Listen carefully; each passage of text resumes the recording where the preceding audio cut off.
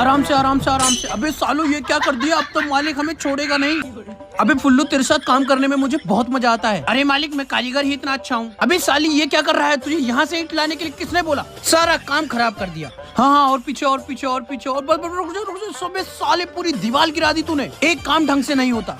देखो इस बार कोई गलती नहीं होनी। अबे हरामखोरो पकड़ो पकड़ो पकड़ो। अब तो पक्का मालिक नौकरी से निकाल देगा। काम हो गया बेटा, नीचे आ जा।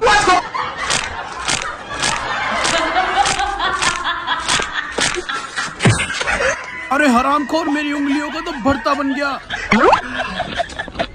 चलो ना पापा, तुम तो फालतू में टेंशन ले रहे हो।